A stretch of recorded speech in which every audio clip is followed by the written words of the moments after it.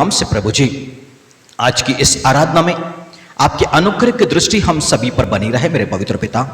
आपका भला पवित्र आत्मा हमारी सहायता और मदद इस आराधना में करें मेरे पवित्र पिता। आप सच्चे हैं, आप विश्वास से योग्य है प्रभु जी। वचन देकर के कभी ना बदलने वाले परमेश्वर पिता, जिस रीति से मूसा के साथ उसकी अगुवाई करते थे प्रभु जी, बादल और आग के खंबे के रूप में, यशायाह नबी की किताब में प्रभु जी हर एक घर और हर एक सभा स्थान के ऊपर में प्रभु जी आपने आग का खंबा और बादल के खंबे को सृजने की प्रतिज्ञा दी है मेरे पवित्र पिता।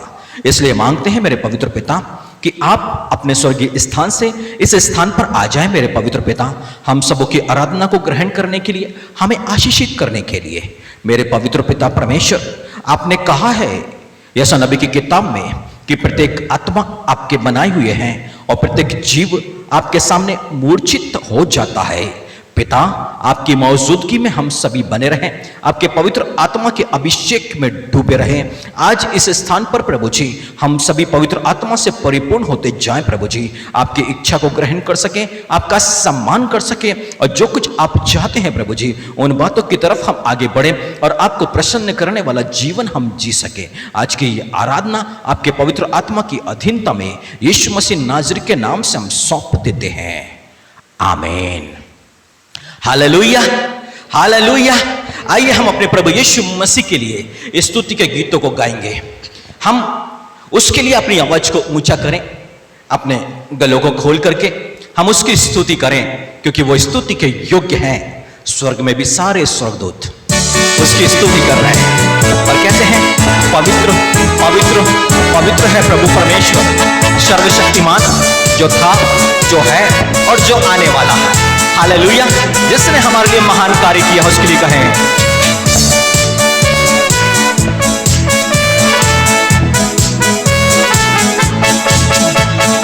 नारे लगाओ और गाओ रे, झंडा मसीह का फहराओ रे। नारे लगाओ और गाओ रे, झंडा मसीह का फहराओ रे। हाले hallelujah, hallelujah, hallelujah, hallelujah, hallelujah, hallelujah, hallelujah, hallelujah. आनंद के साथ में पवित्र आत्मा के आनंद को दिलों में उमड़ने दीजिएगा।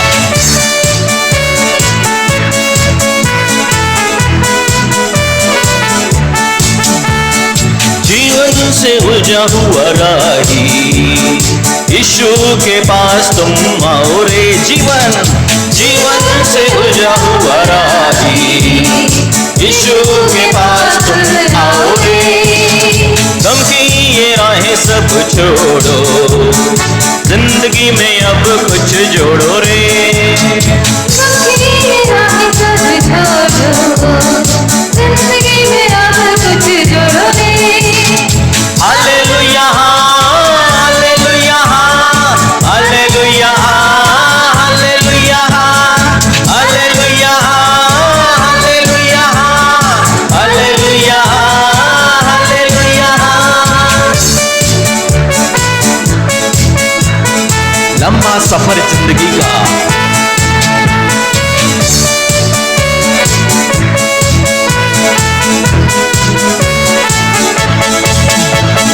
लंबा सफर जिंदगी का, सच्चाई कोई न जाने रे। सफर जिंदगी का, सच्चाई कोई न जाने रे। आंखें ऊपर को लगाओ, यीशु के पास तुम आओ रे। आंखें ऊपर को लगाओ, यीशु के पास तुम आओ रे। Hallelujah, hallelujah, hallelujah, hallelujah, hallelujah, hallelujah, hallelujah. एक बार फिर से कहें hallelujah, hallelujah, hallelujah, hallelujah, hallelujah, hallelujah, hallelujah,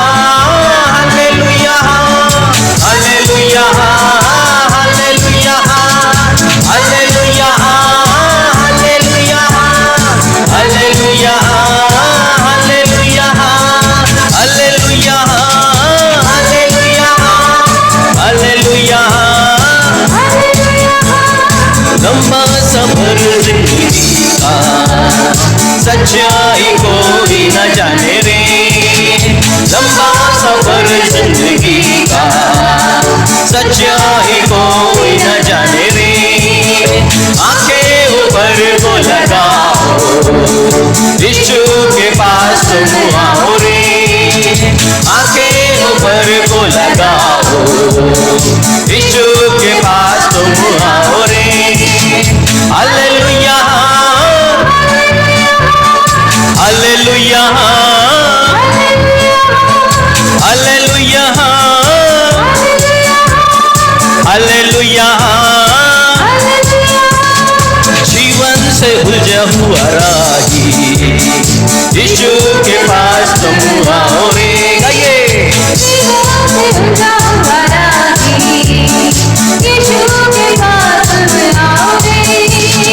तुम की ये राहें सब छोड़ो, जिंदगी में अब कुछ जोड़ो रे,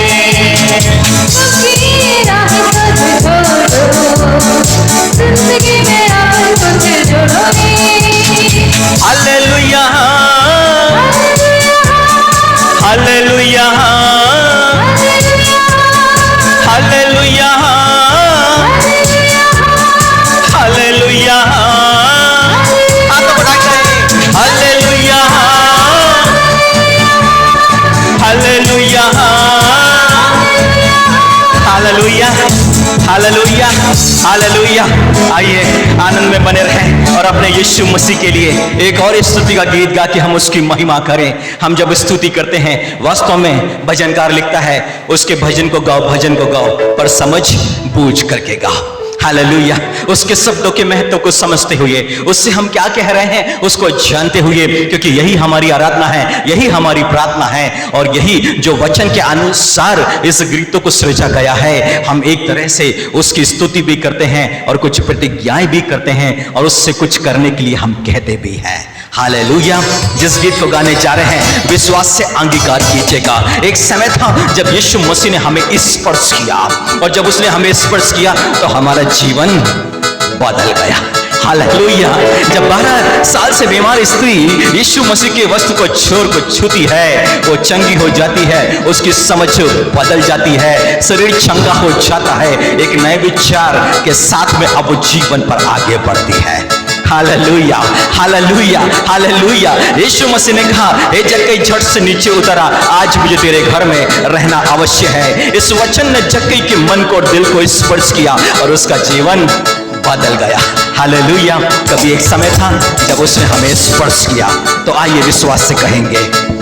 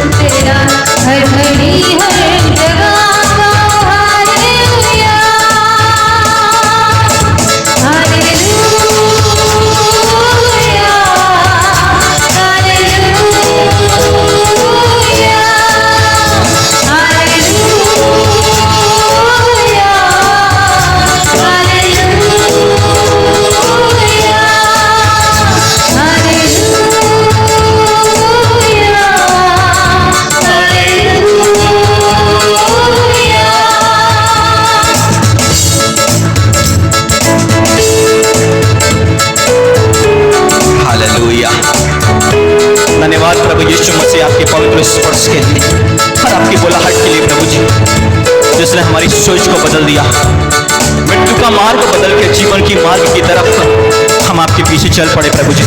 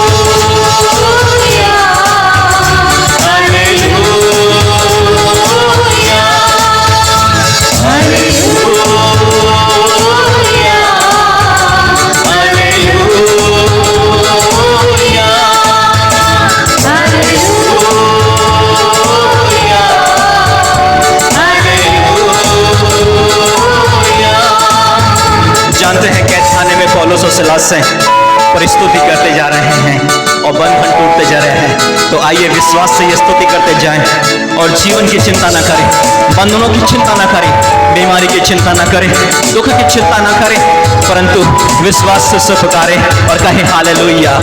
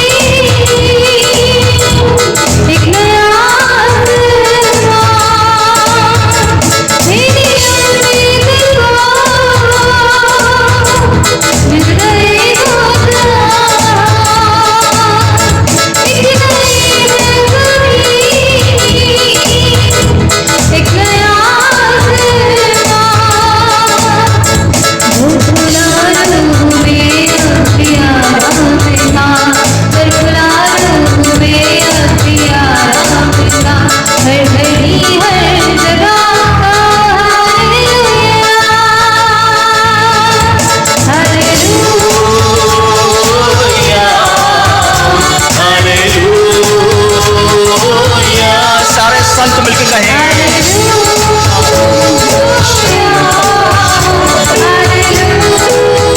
स्वर्गदूतों के साथ मिलकर कहें हालेलुया हालेलुया हालेलुया हालेलुया। मेरा मन भी कहे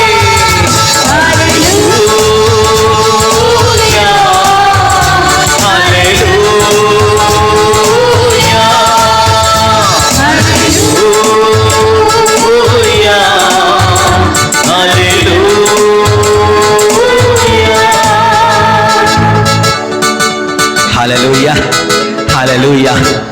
एक ऐसी जगह होती है परमेश्वर के नजदीकी में, जब हम उसका गुणानुवाद करते हैं तो ये शरीर हल्का होना शुरू होता है, आत्मा में कुछ होने लग जाता है, क्योंकि लिखा है जो प्रभु के साथ संगति करता है वो एक आत्मा हो जाता है। हालेलुया। हम उसके साथ एक आत्मा, हमारी आत्मा और उसकी आत्मा के साथ में मिलन होता है। हालेलुया। तो आइए मिलकर के हम उसके साथ उसकी पवित्र मौजूदगी में चलें। आराधना के लिए अपनी आंखों को बंद करें, उसकी आत्मा को अपने में समा जाने दीजिए, पवित्र आत्मा को आने दीजिए अंदर में। आप में मौजूद है, आपके दिल में वो पवित्र आत्मा मौजूद है, परंतु एक नया अभिषेक आता है परिपूर्ण करने के लिए, खालीपन को दूर करने के लिए। वो आता है कुप्पियों को लबालब तेल से भर देने के लिए। वो आता है कि एक बार हमारा दीपक फिर से जल उठे, इसमें तेल की कमी ना रहे, इसमें तेल की कमी ना रहे। वो आता इसलिए है कि संजीवन जल में से हमें पिलाए, और इसलिए पिलाए कि संसार की भूख और प्यास समाप्त हो जाए, परंतु अनंत जीवन की भूख और प्यास बढ़ जाए। वो इसलिए आता है बड़े आनंद से, शांत मन के साथ उसको पुकार लीजिए। हालेलुया।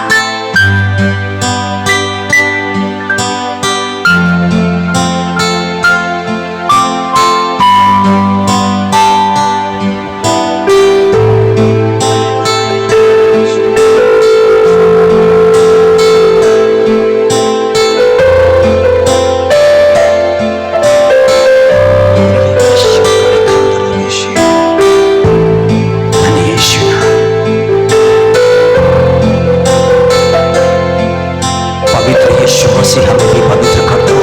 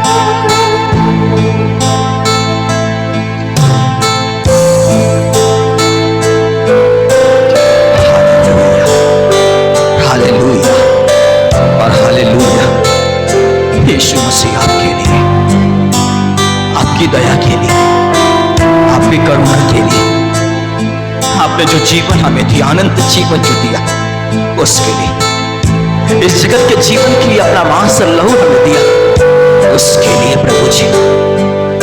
Hallelujah, hallelujah, hallelujah.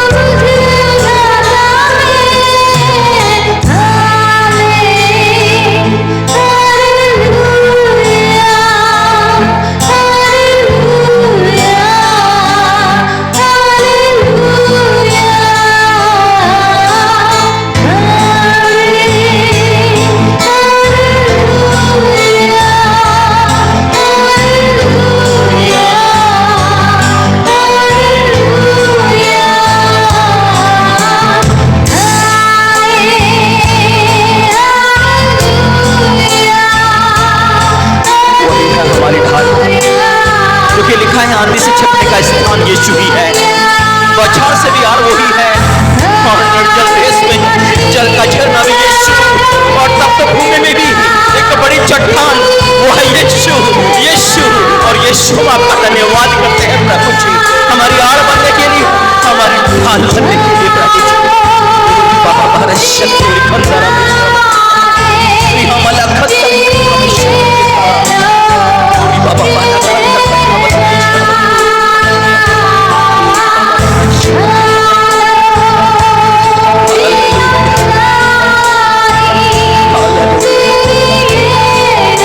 बाबा तुझको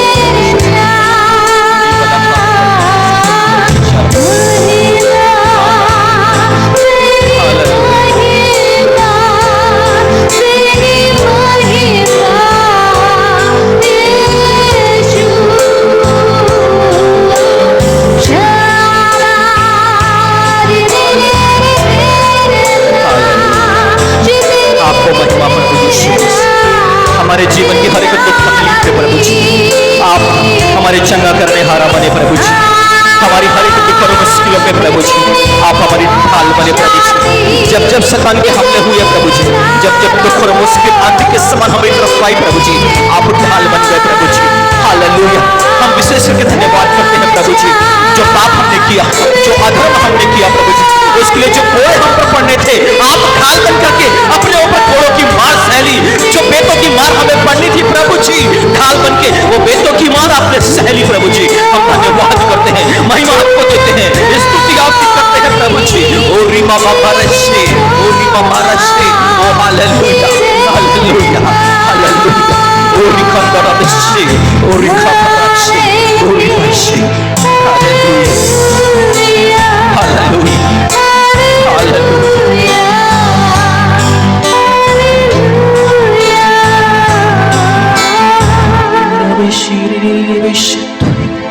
ओ धन्य यीशु नाम, धन्य यीशु नाम, धन्य यीशु नाम। Hallelujah hallelujah. ओ री बाबा रश्शे, री बाबा रश्शे। ओ हालेलुया। ओ प्रभु जी धन्यवाद करते हैं, आपके स्वर्गदूतों की छावनी यहाँ पर है, इसके लिए हम आपका धन्यवाद करते हैं। Hallelujah hallelujah. आपके महिमा के बादल यहाँ पर मौजूद है, हम आपका धन्यवाद करते हैं, धन्यवाद करते हैं, धन्यवाद करते हैं मेरे प्रभु यीशु मसीह कि आपका सिंहासन यहाँ पर लगा हुआ है हमारे बीच में। आप ऊंचे में परम पवित्र स्थान में निवास करते हैं, परंतु उनके साथ भी जो विनम्र और खेदित हृदय के हैं प्रभु जी। और धन्यवाद करते हैं प्रभु जी कि टूटे और पिसे हृदय से हमें आपके नजदीकी में आने का ही अवसर मिला प्रभु जी। और धन्यवाद करते हैं कि आप हमारे बीच पर मौजूद है, मौजूद है। Hallelujah hallelujah hallelujah. धन्य यीशु नाम, धन्य यीशु नाम, धन्य यीशु नाम, धन्य यीशु नाम। हालेलुया। ओरी बाबा रश्शे, ओरी खंदरा रश्शे।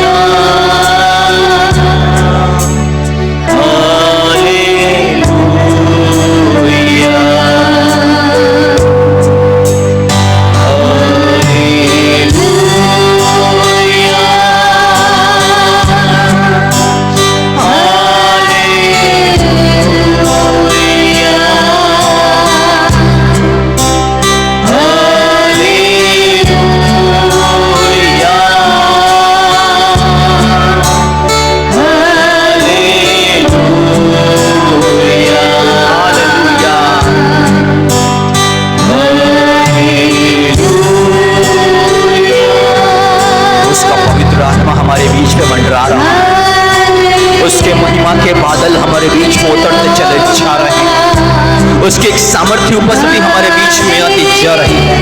ओरी बाबा रश्शे।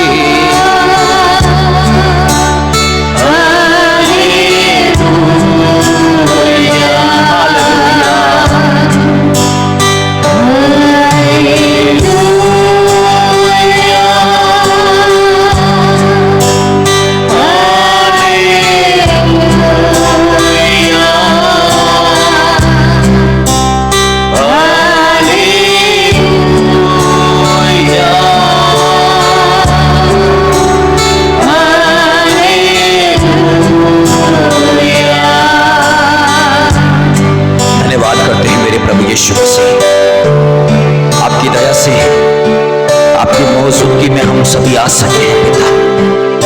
धन्यवाद करते हैं। हालेलुया। वो राजाओं के राजा और प्रभुओं के प्रभु, इस पल में प्रभु जी हमें आपकी मधुर वाणी को सुनने का ये अवसर मिला है प्रभु जी। दया चाहते हैं, आइए कनिका के साथ में हम प्रार्थना में जाएंगे। धन्यवाद पिता परमेश्वर, प्यारे प्रभु यीशु मसीह, हम धन्यवाद देते हैं पिता परमेश्वर। प्रभु जी तू ही आदर, तू ही महिमा और तू ही सम्मान के योग्य है मेरे राजा पिता। जब हम तेरी पवित्र उपस्थिति में है मेरे खुदाबंद पिता परमेश्वर, जब तेरे वचन को सुनने पर है मेरे राजा पिता, तू हम पर दया कर पिता।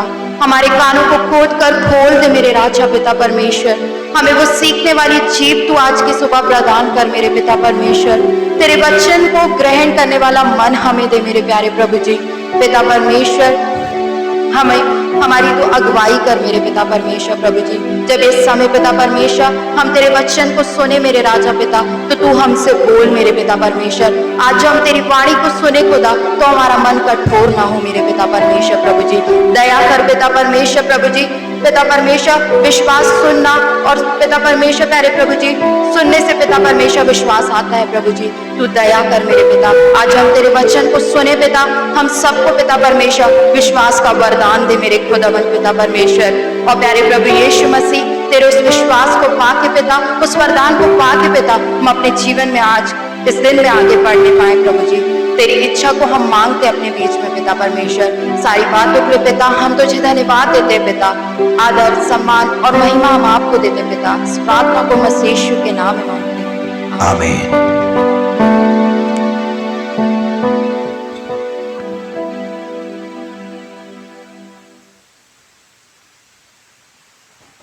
हालेलुया।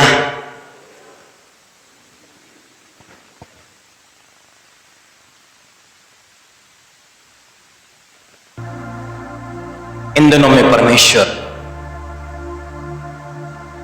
कुछ अद्भुत रीति से बातें कर रहा है। वो ये चाहता है कि उसकी जो कलीसिया है वो नाना प्रकार के उपदेशों से भरमाई ना जाए। नाना प्रकार के उपदेशक, नाना प्रकार का उपदेश,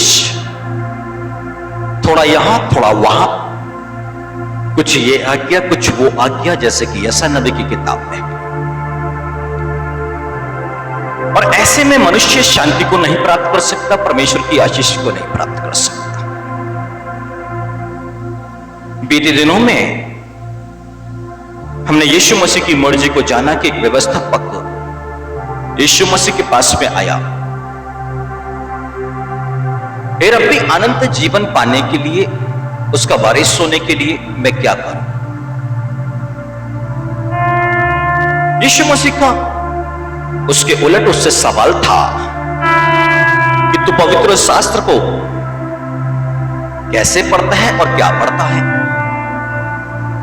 और उसने मात्र 2 आज्ञाएं बताई कि परमेश्वर को पूरे हृदय, पूरी आत्मा, पूरे प्राण से प्रेम रखना और इसी के समान पड़ोसी प्रेम। और मत्ती के सुसमाचार में यीशु मसीह ने कहा कि मूसा की व्यवस्था और भविष्यवक्ताओं की शिक्षाओं का यह मूल आधार है 2 आज्ञाएं। पर जब नए नियम में आ जाए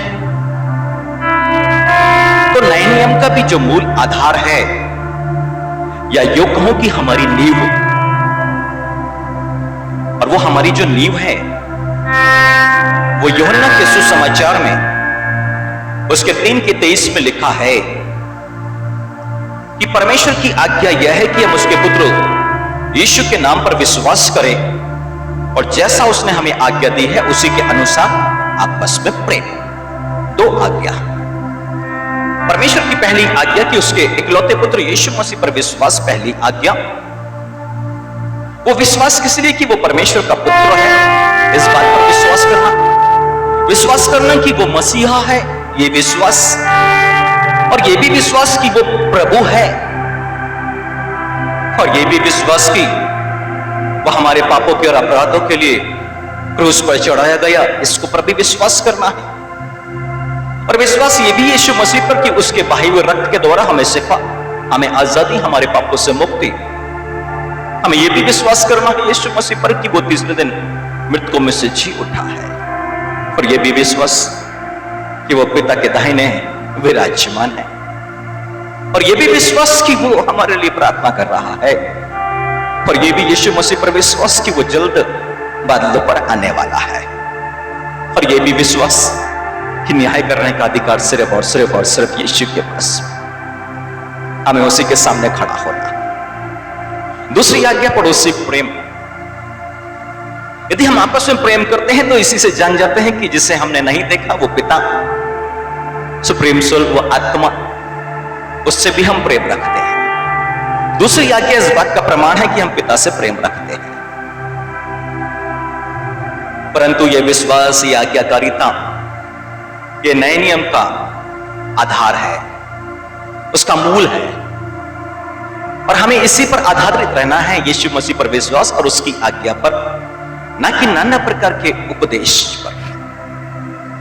यदि हम कलीसिया में जाते हैं, यदि हम कहीं प्रभु यीशु मसीह की सभा में जाते हैं, तो उद्देश्य होना चाहिए विश्वास पर उन्नति और प्रेम में उन्नति, क्योंकि यीशु मसीह जो सिर है, हमें उसकी देह पर उन्नति करना है। जैसे जैसे प्रेम में और विश्वास में उन्नति करते हैं, यीशु मसीह की देह उन्नति पाती है। और एकमात्र उद्देश्य परमेश्वर का यही है कि हम प्रभु यीशु मसीह के पूरे डील डोल तक बढ़ जाएं, एक सिद्ध मनुष्य बन जाएं। और सिद्ध बनने के लिए विश्वास में सिद्ध होना है और प्रेम में सिद्ध होना है। पर जहां पर विश्वास होता है वहां पर चिंता नहीं होती है, पर जहां विश्वास होता है, तीतुस 1 उसकी 5वीं आयत में लिखा है कि अविश्वासियों की बुद्धि और विवेक दोनों अशुद्ध होते हैं, पर विश्वासियों की बुद्धि और विवेक शुद्ध हो जाते हैं। एक व्यक्ति के अंदर में जब विश्वास बढ़ता चला जाता है तो चिंता दूर होते चले जाती है, विश्वास बढ़ता चला जाता है तो बुद्धि और विवेक भी शुद्ध होते चले जाती है। परंतु ये विश्वास और जो आज्ञाकारिता है, जो हमारा मूल आधार है, प्रकाशित वाक्य की किताब 14 अध्याय और उसकी 12वीं आयत में लिखा हुआ है कि पवित्र लोगों का धीरज इसमें है कि वो यीशु मसीह पर विश्वास करते और परमेश्वर की आज्ञाओं को मानते हैं। यही 2 आज्ञा प्रकाशित वाक्य में एक बार फिर, और ये 2 आज्ञाएं क्या है? हम जो यीशु मसीह के लहू से छुड़ा लिए गए, खरीद लिए गए, शुद्ध किए गए, पवित्र किए गए, ऐसे लोगों का धीरज किसमें है? आज्ञाकारिता और विश्वास में, यानी कि बाइबल का जो आधार है वही एक धीरज भी है। हालेलुया।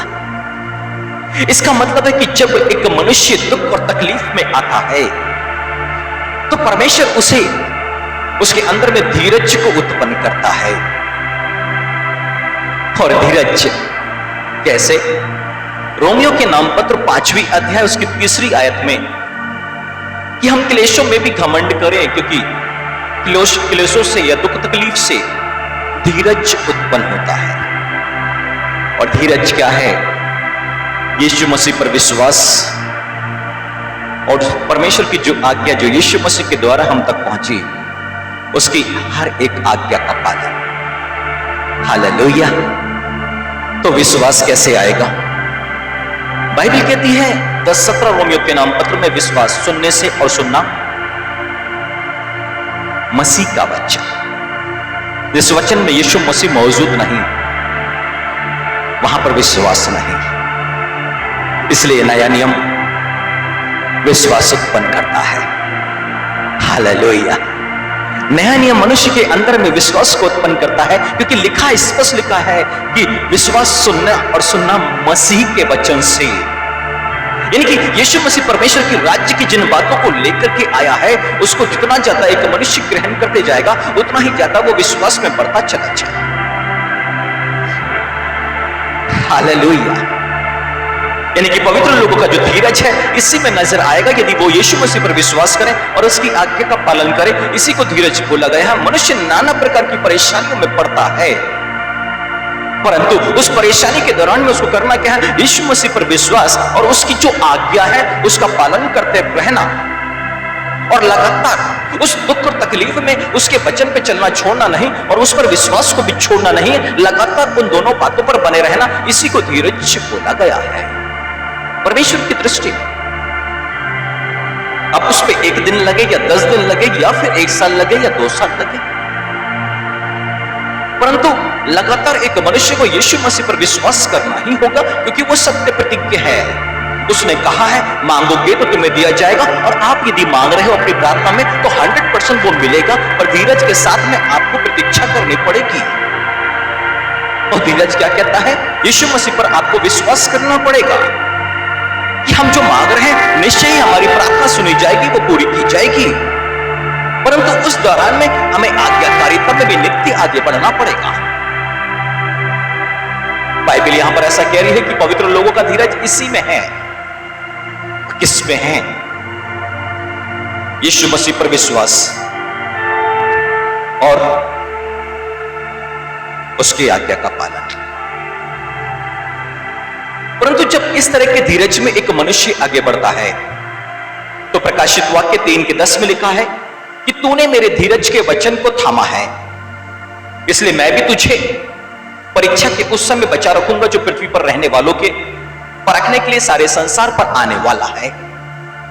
यानी कि यीशु मसीह यहां पर क्या कर रहे हैं? कलीसिया के ऊपर में क्या प्रकट करना चाहते हैं कि धीरज का वचन, यीशु मसीह का हर एक वचन कैसा वचन है? धीरज का वचन है। यदि उसने कहा मांगोगे तो तुम्हें दिया जाएगा, इस वचन को लेकर धीरज के साथ में प्रतीक्षा करनी पड़ेगी, बांट जोना पड़ेगा, विश्वास के सत्य में और आज्ञाकारिता के सत्य में। और जब एक मनुष्य ऐसा करता है तो बाइबल यहां पर ऐसा कहती है और यीशु मसीह की प्रॉमिस है कि आने वाली जो परीक्षाएं हैं जो संसार में संसार के लोगों को परखने के लिए आने वाली है, उस समय यीशु मसीह बचा करके रखेंगे। यह प्रॉमिस जुड़ती है उस व्यक्ति के साथ में। इस संसार पे बहुत सारी विपत्तियां आने वाली है, बहुत से दुख और तकलीफ, पर ऐसे समय सुरक्षा चाहिए तो धीरज का वचन यानी कि विश्वास और आज्ञाकारिता के साथ में उस वचन के पूरे होने की बाट जोते रहना। और बाइबल इब्रानियों के नाम 5 उसकी 9वीं आयत में हमें माफ कीजिएगा, इब्रानियों में और उसकी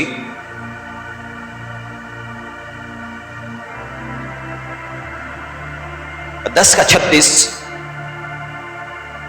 तुम्हें धीरज धरना आवश्यक है ताकि परमेश्वर की इच्छा को पूरी करके तुम प्रतिज्ञा का फल पाओ। यानी कि वो प्रतिज्ञाएं जो परमेश्वर ने हमें दी हैं, वो प्रतिज्ञाएं जब बाइबल को पढ़ना शुरू करते हैं तो उसमें से हम प्रतिज्ञा लेते हैं, उसको लेकर के प्रार्थना करना शुरू करते हैं। वो प्रतिज्ञाएं जब हम दुख और तकलीफ में होते हैं तो परमेश्वर अपने वचन के माध्यम से हमसे बातें करता है। वो सारी प्रॉमिस उसको प्राप्त करने के लिए बाइबल क्या कह रही है? तुम्हें धीरज धरना आवश्यक है, यानी कि यीशु मसीह पर विश्वास करना है उसके पूरे होने के लिए, और साथ में आज्ञाकारिता में भी बने रहना है। एक समय अब्राहम के जीवन में वंश नहीं, संतान नहीं, 75 उसकी एज थी जब परमेश्वर ने उसको बुलाहट दी थी, और विश्वास से वो परमेश्वर के पीछे चला था। परंतु समय बीतता चला गया, 10 साल 11 साल गुजर गए। अब उसकी पत्नी ने हाजिरा को दिया कि वंश तो आगे बढ़े तो इससे ही एक संतान उत्पन्न हो जाए। पर बाइबल यशायाह नबी की किताब उसके 28:16 में कहती है कि जो विश्वास करेगा वो उतावली नहीं करेगा, वो जल्दबाजी नहीं करेगा। विश्वास उतावली से आजाद करता है। विश्वास करने वाला उतावली यानी कि जल्दबाजी नहीं करता है, क्योंकि मनुष्य जो कुछ उतावली में प्राप्त करता है हर समय उस पर नुकसान आता है। और नीति वचन की किताब में लिखा है जो धन प्राप्त करने में उतावली करेगा वो घटी में पड़ेगा, वो नुकसान उठाएगा। बोलने में उतावली नहीं। बाइबल उतावली जल्दबाजी करने के लिए मना करती है। और वही परमेश्वर यहां 28वीं अध्याय 16वीं आयत में क्या कह रहा है कि जो विश्वास करेगा वो उतावली नहीं करेगा। और यहां पे सारा ने उतावली कर दी, जल्दबाजी कर दी। और परमेश्वर को वो नापसंद है। इस्माइल उसकी प्रतिज्ञा में शामिल नहीं हो सकता। परंतु इन बातों से अब्राहम सीखता चला गया, उसको समझ में आता चला गया यदि परमेश्वर के साथ एक अच्छे रिश्ते को रखना है तो मुझे विश्वास पर बने रहना है और आज्ञाकारिता में बना रहना है। और मुझे इंतजार करना होगा परमेश्वर के समय का, और जब अब्राहम 99 का हो गया तो परमेश्वर का वचन उसके पास में पहुंचा, अगले वर्ष बसंत ऋतु में नियुक्त समय पर आऊंगा। नियुक्त समय था वो, जब अब्राहम को एक संतान उत्पन्न होगी। वो दिन, वो समय सब कुछ नियुक्त था, वो समय से पहले कुछ नहीं। जब समय पूरा हुआ तो उसने अपने इकलौते पुत्र को भेजा। और यीशु मसीह जब पृथ्वी पर आया तो काना के विवाह भोज में उसने कहा, अभी मेरा समय नहीं आया। यीशु मसीह उस नियुक्त समय का इंतजार कर रहा, वो जल्दबाजी में नहीं है। 30 साल से पहले कि आश्चर्यकरण करने लग जाऊं, 30 साल से पहले कि मैं प्रचार करने लग जाऊं, 30 साल से पहले कि मुझे अपने पिता का काम करना है तो जल्दबाजी में मैं कर दूं, अभी कुछ उतावली नहीं है यीशु मसीह के। उस नियुक्त समय का वो इंतजार कर रहा है। क्यों ना यीशु मसीह से उस वरदान को मांगे, प्रार्थना करें कि प्रभु जैसा धीरज तुझ में था वैसा ही धीरज तू हमें भी प्रदान कर। क्योंकि बाइबल कहती है जो अंत तक धीरज रखेगा उसी का उद्धार। हालेलुया। यानी कि इस धीरज को पाना बहुत जरूरी है। इसके बिना उस उद्धार को प्राप्त यीशु मसीह के आगमन के समय स्वर्गीय स्थान में उठाए जा नहीं सकते यदि ये वाला धीरज एक मनुष्य के पास में नहीं है। सारा के पास में धीरज नहीं था, वो उतावली में थी, एक गलत निर्णय। परमेश्वर उसी की कोख को आशीषित करने जा रहा है। परमेश्वर उसी की कोख से इसहाक को चाहता है, पर जल्दबाजी कर बैठी वो। परमेश्वर का वचन आज हमें क्या धीरज दे रहा है, हमारे मन से उतावली को दूर कर रहा है, जल्दबाजी को दूर कर रहा है। उसका आत्मा सिखाना और बताना चाहता है कि जल्दबाजी में और उतावली में आपके निर्णय गलत होंगे। आपके जीवन पर वो समस्या आ जाएगी जो जिंदगी भर एक कांटे के समान आपको चुभते रहेगी। आज अब्राहम के वंशज के लिए हाजिरा से उत्पन्न संतान एक कांटे की तरह है, दुखदाई फोड़े की तरह है, एक परेशानी है। वो सीखना चाहिए कि जल्दबाजी उतावली करने का रिजल्ट क्या था संसार के ऊपर में। तो सोचिए, एक मनुष्य जो जल्दबाजी कर रहा है, उतावली कर रहा है अपने परिवार में, अपने व्यक्तिगत जीवन में, अपने बिजनेस में, अपने आत्मिक जीवन में, किन मुश्किलों को वो खड़ा कर लेगा उतावली में। पर अब्राहम के अंदर में अब वो धीरज आ गया। अब परमेश्वर ने बोला, उत्पत्ति की किताब 22वें अध्याय में कि अपने पुत्र इसहाक जिससे तू बहुत प्रेम करता है उसको लेकर के तू मोरिया देश में जो पवित्र पर्वत है वहां पर जा और मेरे लिए होम बलि कर। और धीरज इसी को कहते हैं, यीशु मसीह पर विश्वास और परमेश्वर की आज्ञाकारिता। और अब्राहम के पास में अब ये दोनों बातें हैं, यानी कि उसके पास में धीरज है, वो आज्ञाकारिता में आगे बढ़ा है। परमेश्वर ने बोला इसहाक को मोरिया देश में जाके उस पवित्र पर्वत पर होम बलि कर दे। अपने पुत्र को ये लेके चला है। ये कहां चला है? आज्ञा को पूरी करने के लिए। परमेश्वर की आज्ञा है कि अपने पुत्र इसहाक को होम बलि कर। ये उस देश की ओर निकल चला है, और इस आज्ञा के साथ में इसके पास में विश्वास भी है। और बाइबल ऐसा कहती है इब्रानियों के नाम पत्र में और उसकी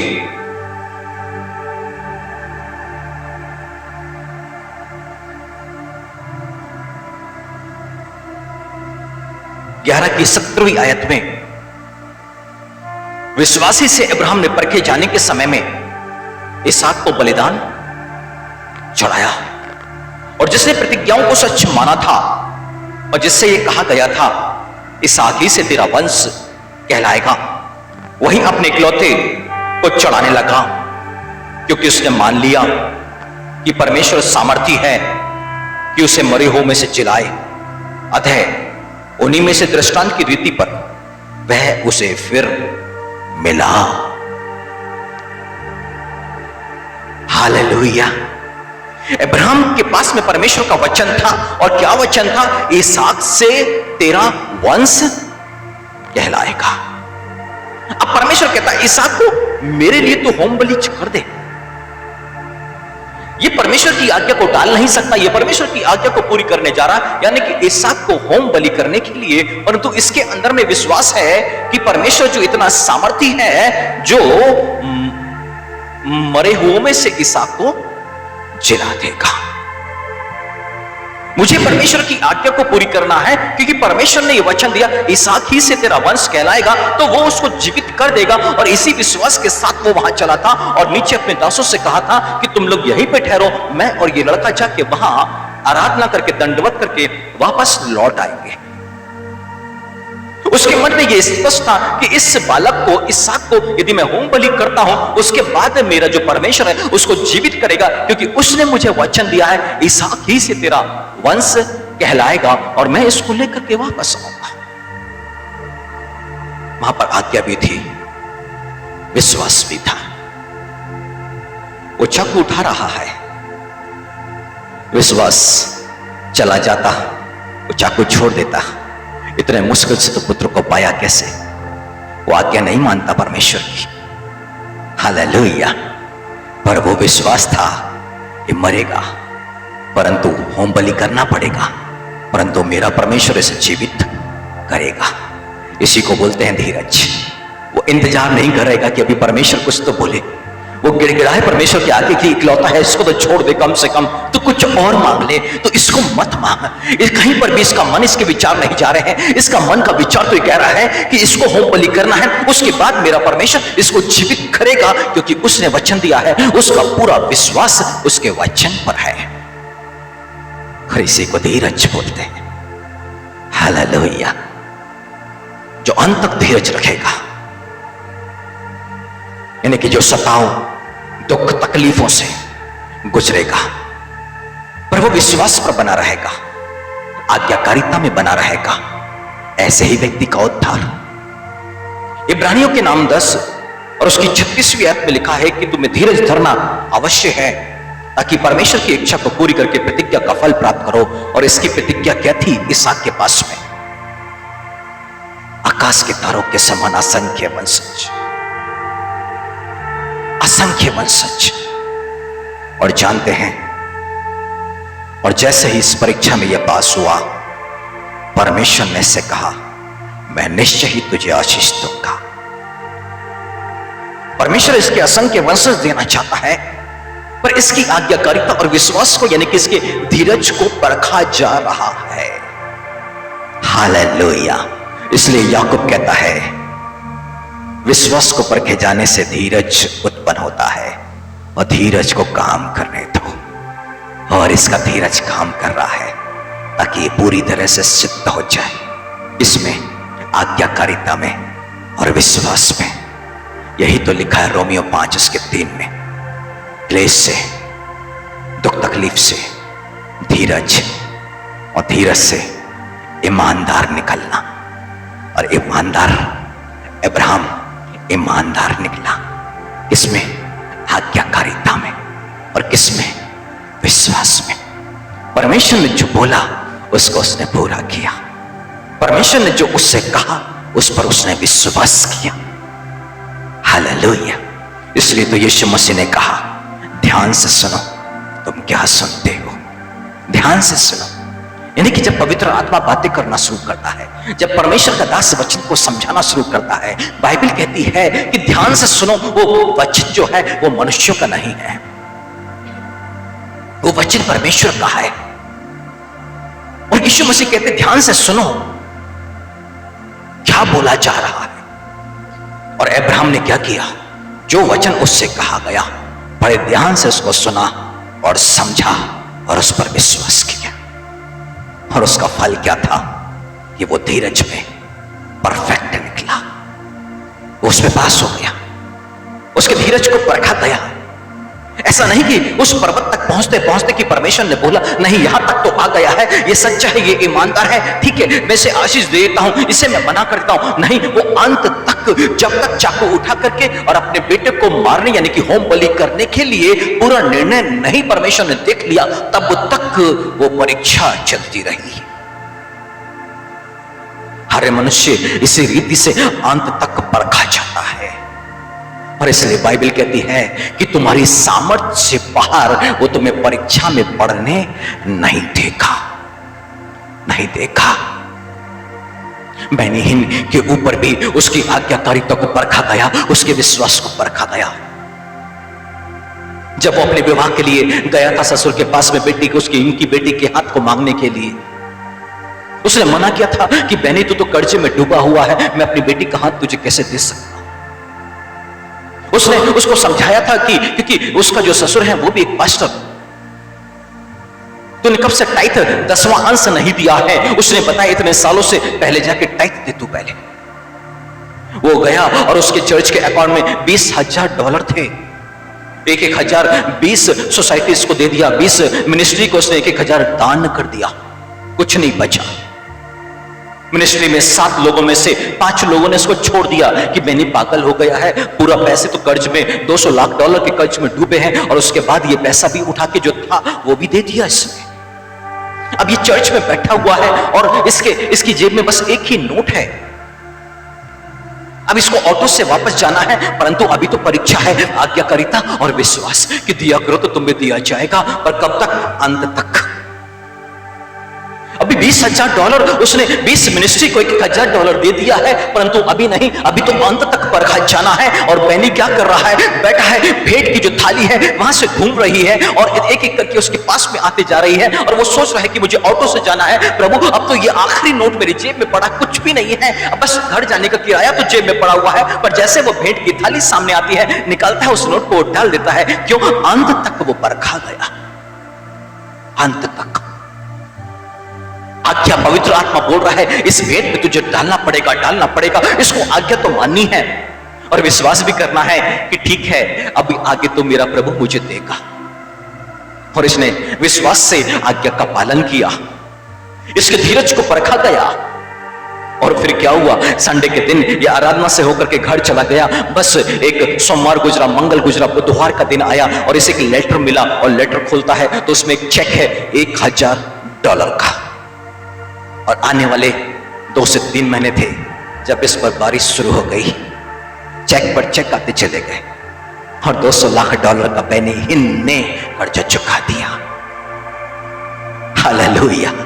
क्योंकि वचन कहता है दिया करो तो तुम्हें दिया जाएगा। और बेनीहीन इतने सालों के बाद में, विवाह से कुछ समय पहले, ईमानदार हो रहा है, धीरज उसके अंदर में आया है।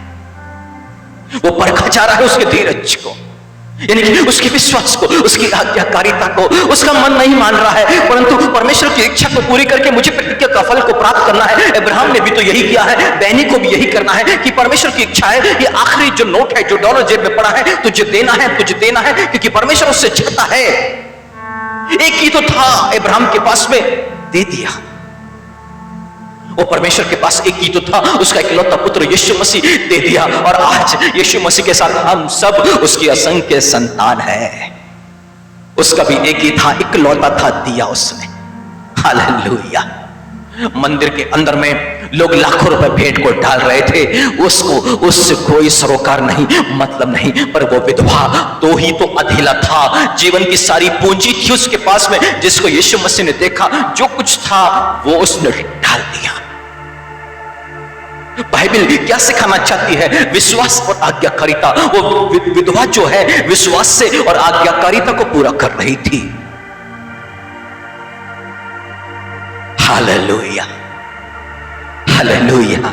विश्वास और आज्ञाकारिता, जिसको बाइबल 14 के 12 में, रेवलेशन की किताब में, पवित्र लोगों का धीरज इसी में है। आज्ञा को मानना और विश्वास, यही तो धीरज है। और जो इस तरह से करता है उसी का ही तो धीरज उसे स्वर्ग में, और जो पवित्र आत्मा का एक फल है धीरज। हालेलुया! और जानते हैं परमेश्वर ने एलिया से बोला कि तू सरपत की विधवा क्या चले जा, मैंने उसको आज्ञा दे दी है। उसके घर में कुछ भी नहीं है, खाने पीने का सामान नहीं है, अकाल पड़ा हुआ है 3 सालों से पूरे इस्राएल के अंदर में। और परमेश्वर बोलते हैं कि मैंने उस विधवा, सरपत की विधवा को आज्ञा दे दी है, वो तुझे भोजन दिया करेगी। एलिया वहां पहुंचा, लकड़ी बिन रही थी, मुझे पानी पिलाते, वो पानी लेने जाती है, बोले एक रोटी भी लिया मेरे लिए। बोले नहीं है, थोड़ा सा मैदा है, हर कुप्पी में थोड़ा सा तेल है। परमेश्वर बोलता है कि वो तुझे रोटी देगी और वो बोलती है इतना सा मैदा और थोड़ा सा तेल है। हालेलुया। परमेश्वर ने किसको परखा? थोड़ा सा है, खाएंगे, उसको खाने के लिए नहीं है, वो मर जाएंगे। हालेलुया। मनुष्य रोटी से ही नहीं जीता, परमेश्वर के मुख से निकलने वाले वचन से जीता है। आज्ञा उसके अंतरात्मा में डाल दी गई थी। वो बोले नहीं है मैदा थोड़ा सा तेल, मैं और मेरा बेटा खाएंगे और मर जाएंगे। ठीक है, जैसा तू कहती है वैसा कर, पर मेरे लिए तो रोटी लेके आ। क्योंकि परमेश्वर ने एलिया से बोला था, मैंने आज्ञा दी है इसको, तेरे को वो रोटी देगी। वो विधवा परमेश्वर की आज्ञा को टाल ना सकी। अंतरात्मा में उसको प्रकट हो रहा था कि नहीं, दे देना चाहिए, दे देना चाहिए, दे देना चाहिए। हम कितने हैं जो अपनी अंतरात्मा की आवाज को कुचल देते हैं। पवित्र आत्मा जो प्रकट करता है उसको हम कुचल डालते हैं, उसको अनसुनी कर देते हैं। क्योंकि बाइबल यहां से कहती है इब्रानियों के नाम पत्र 13वीं अध्याय में और उसकी 20वीं आयत में, अब शांतिदाता परमेश्वर जो हमारे प्रभु यीशु को, जो भेड़ों का महान रखवाला है, सनातन वाचा के लहू के गुणों से मरे हुए में से जिलाकर ले आया, तुम्हें हर एक भली बात में सिद्ध करे, जिससे तुम उसकी इच्छा पूरी करो और जो कुछ उसको भाता है उसे यीशु मसीह के द्वारा हम में उत्पन्न करे। जो कुछ उससे अच्छा लगता है हम में उत्पन्न करे। और परमेश्वर ने क्या किया? सरपत की विधवा के अंदर में उत्पन्न किया एक विचार।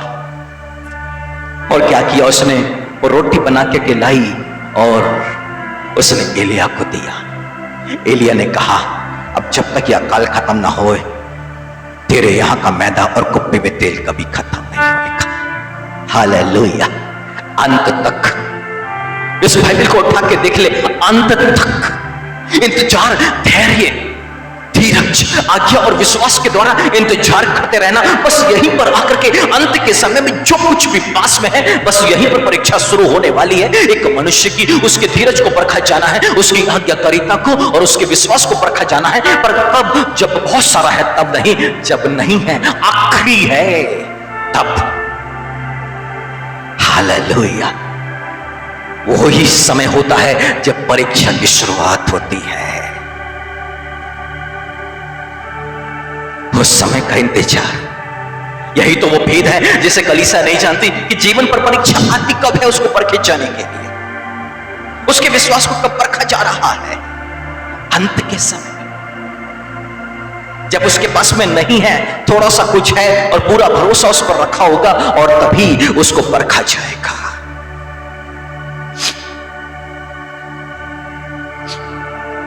हालेलुया। अभी परीक्षा के समय अब्राहम के जीवन में कब आई?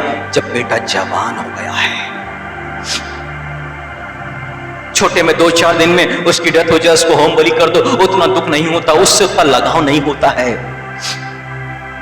हालेलुया। अभी तो वो 30-35 साल का हो चुका है। इस जवान बच्चे को अभी होम बलि करना है। सोचो कितना लगाव, कितना प्रेम, जिसको अपनी गोदी पर खिलाया है, जिसको हाथ पकड़ के घुमाने को लेकर के गया है, जो वो चाहता था उसको वो दिलाया करता था। दिनों दिन उसका प्रेम बढ़ता चला गया, बढ़ता चला गया। परमेश्वर ने उस प्रेम को बढ़ने दिया, बढ़ने दिया, बढ़ने दिया। और जब बच्चा जवान हो गया है, सुंदर दिखने लगा, अच्छा हट्टा कट्टा हो गया है, अब बोलता है इसको तू होम बलि कर। अब्राहम के जीवन पर, उसके मन पर, उसके दिल पर क्या बीता सोचो। कब परखा गया वो। यही समय होता है। कलीसिया सुन ले, समझ ले, जान ले इस वेद को। अंत के समय में जब सरपत की विधवा के पास में कुछ नहीं था, अंतिम निवाला था खाते, और उसके बाद कुछ नहीं बचता, उस वक्त उसको परखा गया, आशीष दे दी।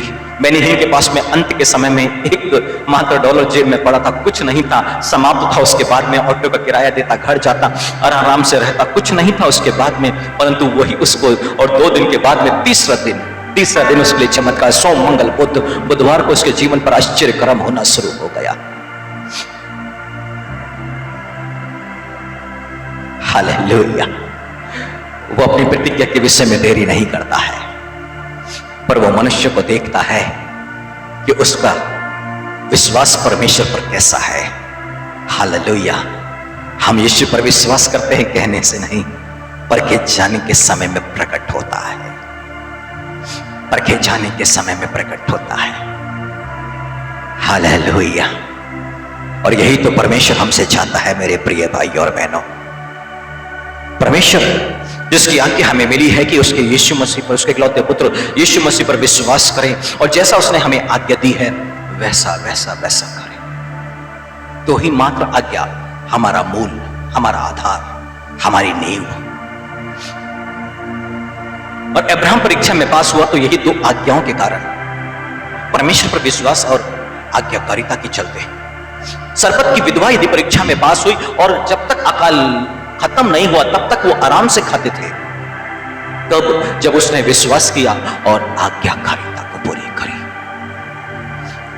Hallelujah, hallelujah, hallelujah.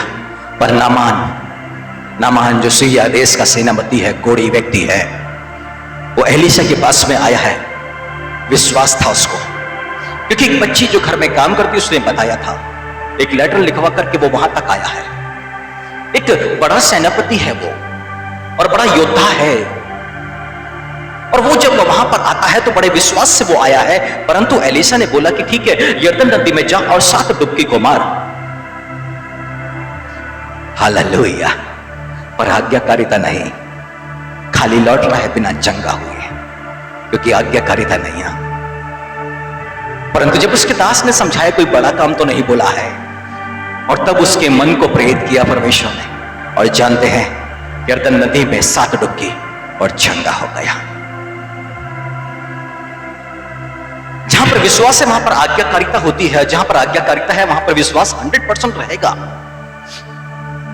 जहां पर अविश्वास है वहां पर आज्ञाकारिता कभी नहीं हो सकती। जैसे विश्वास के साथ में चिंता बना रह नहीं सकता, जहां विश्वास है वहां पर चिंता मौजूद नहीं रहेगी। जहां पर विश्वास है वहां बुद्धि और विवेक दोनों शुद्ध रहेंगे। पर जहां विश्वास है वहां पर आज्ञाकारिता भी रहेगी, जिसे बोलते हैं धीरज। धीरज। हालेलुया। बाइबल कहती है जो उसकी बाट जोते हैं वो उकाबों की नाई सामर्थ को पाएंगे। धीरज से उसकी बाट जोना, धीरज से परमेश्वर आए और वो काम करे, तब तक का विश्वास और आज्ञाकारिता। और वही एक समय होता है कि जब एक मनुष्य उकाबों की नाई सामर्थ्य प्राप्त करता है। बाइबल स्पष्ट कहती है लूका के सुसमाचार में और उसके 8 की 13वीं आयत में कि जो वचन को सुनते और अपने भले मन में संभाल के रखते हैं वो धीरज से फल लाते हैं। यानी कि मन पे वचन का मौजूद रहना, धीरज, यानी कि एक मनुष्य का विश्वास और उसकी आज्ञाकारिता। अब उस वचन पर बने रहना, बने रहना, बने रहना और विश्वास के साथ बने रहना। अब वो वचन उस व्यक्ति के जीवन पर फल लाना शुरू कर देगा। हमारा जो परमेश्वर धीरज का परमेश्वर है, हमारे जो परमेश्वर का वचन है वो धीरज का वचन है। और यूहन्ना प्रकाशित वाक्य लिखने वाला यूहन्ना लिखता है कि मैं यीशु मसीह के धीरज में सहभागी, यीशु मसीह के धीरज में सहभागी। यीशु मसीह 30 साल तक का इंतजार कर रहा है, जल्दबाजी नहीं कर रहा है। 30 साल बपतिस्मा लूंगा, उसके बाद 40 दिन की फास्टिंग, फिर मैं काम शुरू करूंगा। नियुक्त समय, कोई जल्दबाजी नहीं। परमेश्वर को भी इस पृथ्वी पर भेजने के लिए, यीशु मसीह के लिए कोई जल्दबाजी नहीं। जब समय पूरा हुआ तो उसने अपने पुत्र को भेजा। सोचो, यदि परमेश्वर जल्दबाजी में होता, उसके नेचर में तो धीरज है, वो जल्दबाजी और बावली में नहीं है। परमेश्वर ने अब्राहम के वंश से एक उद्धारकर्ता को भेजने की प्रतिज्ञा कर दी कि तेरे वंश के द्वारा सारे कुल के लोग आशीष को पाएंगे, मतलब यीशु मसीह के द्वारा। अब अब्राहम को परमेश्वर ने बुलाहट दी, एज 75, और परमेश्वर 76 में उसको एक बेटा दे देता, तो फिर क्या होता? 24 साल पहले आशीष। माता मरियम उस समय पैदा ना हुई होती, यूसुफ होता तो बच्चा होता। परमेश्वर ने उन दोनों को जमाने की अवस्था में देखा और यहां पर पूरी चीजें परमेश्वर ने व्यवस्थित कर दी और सब कुछ नियुक्त समय पर होता चला गया। हालेलुया। सब कुछ नियुक्त समय पर। आप परेशान होंगे, दुखी होंगे, प्रार्थना कर रहे होंगे, बहुत सी चीजों की आशा कर रहे होंगे, पर समय से पहले कुछ नहीं। परमेश्वर ने स्पष्ट कर दिया सब उपदेशक में, पत्थर को फेंकने का भी एक समय। हालेलुया। पत्थर को फेंकने का भी एक समय, हंसने का भी एक समय, रोने का भी एक समय। आपके जीवन में एक एक चीज निर्धारित की गई है। आप कब हंसेंगे, कब रोएंगे, परमेश्वर का सब अंत देखा हुआ है। वो भूत भविष्य सब कुछ जानता है। उसको मालूम है आपके जीवन में किस समय पर आपकी वो ब्लेसिंग्स आनी है, और 100% वो आनी है। बस धीरज से इंतजार, आज्ञाकारिता और विश्वास के साथ में। धीरज इसी को बोला गया, वो तो पूरा होना आवश्यक है। हालेलुया। एक समय था जब मन बड़ा बेचैन था, अभी बड़े होंगे तो क्या करेंगे, कैसे जिएंगे, क्या खाएंगे, क्या पिएंगे, फिर कैसा है, मर जाएंगे, और नाना प्रकार की चीजें थी। लोगों ने तरह तरह के विचारों को मन में डाल दिया था। फिर लगता था इस जन्म में ये, तो अगले जन्म में ये, और तरह तरह की चीजों की सोच थी। पर जब प्रभु में आए, वो पुराना सारा सोच खत्म हो गया। अब एक सारी नई सोच के साथ में अनंत जीवन की तरफ भागते चले जा रहे, बढ़ते चले जा रहे। कैसे चीजों को प्राप्त करना है उसे हम सीखते चले जा रहे हैं। परमेश्वर से कैसे आशीष को पाना है, इन चीजों को हम लगातार सीखते चले जा रहे हैं। एक समय पहले हमारे बुद्धि चकरा जाती थी, ये मन अशांत रहता था, ये मन फटा जाता था, ये दिमाग फटता था, क्या करेंगे और कैसे करेंगे। परंतु उसने हमें विश्राम दे दिया इस मन के अंदर में। यदि आप पलट करके देखें, जिस दिन आपने प्रभु यीशु मसीह को अपने उद्धारकर्ता के रूप में स्वीकारा, उसके पहले का समय और अब का समय, आज जरूर आपके पास में कुछ चीजें होंगी, पर वैसा मन नहीं होगा जब यीशु मसीह को स्वीकारा उसके पहले था। जो ये दिमाग फटा जाता था, समझ में नहीं आता था, पर आज गिरते और पढ़ते जैसे भी है, विश्वास पर और आज्ञाकारिता पे बढ़ने की कोशिश और उसको प्राप्त करने की कोशिश। थक हार के कहीं भी कोई भी युक्ति पर वापस, क्योंकि हमें समझ में आ गया शांति का और आराम का जीवन कैसे जिया जाता है। हालेलुया। उसको मांग है धीरज की। बाइबल कहती तुमने अय्यूब के धीरज को तो देख ही लिया। अय्यूब सब कुछ बर्बाद हो गया, पर परमेश्वर पर विश्वास समाप्त नहीं हुआ उसका। परमेश्वर से विश्वास खत्म नहीं किया उसने। वो किसी और का सहारा नहीं ढूंढने लग गया। अपने दोस्तों के साथ में वाद और विवाद कर रहा है वो, पर कहता क्या है, ये शरीर के पूरे समाप्त हो जाने के बाद भी, हाँ, इसी शरीर में रहते हुए मैं अपने परमेश्वर का और अपनी ही आंखों से मैं दर्शन करूंगा, कोई और नहीं। सब कुछ बर्बाद, सब कुछ तबाह, पर उसको इंतजार है उस दिन का जब मैं भला चंगा होकर अपनी आंखों से अपने परमेश्वर को देखूंगा। हालेलुया। वो विश्वास पर बना हुआ है। दुख और तकलीफों ने उसके विश्वास को खत्म नहीं कर दिया। मनुष्य अविश्वास की दशा में अजीब अजीब सी बातें करने लग जाता है। अपनी दुख और तकलीफों में वो जो सुनता है, जो उसके मन में आता है, उस बातों का वो अंगीकार करने लग जाता है। शैतान जो पिक्चर दिखा देता है कि ऐसा हो जाएगा, ऐसा हो जाएगा, और मनुष्य अविश्वासी व्यक्ति उसी को सोच के सोचता है कि ऐसा हो जाएगा, क्योंकि वहां पर अविश्वास है, विश्वास नहीं है ना। विश्वास होगा तो चिंता नहीं होगी, विश्वास होगा तो बुद्धि और विवेक दोनों शुद्ध होंगे, यानी कि अच्छा सोचेंगे। विश्वास होगा तो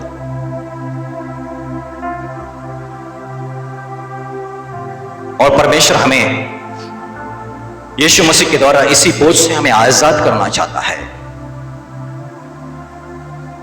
अब्राहम परीक्षा में पास हो गया, सरपत की विधवा परीक्षा में पास हो गई, नामान अपनी चंगाई को प्राप्त करके चला गया।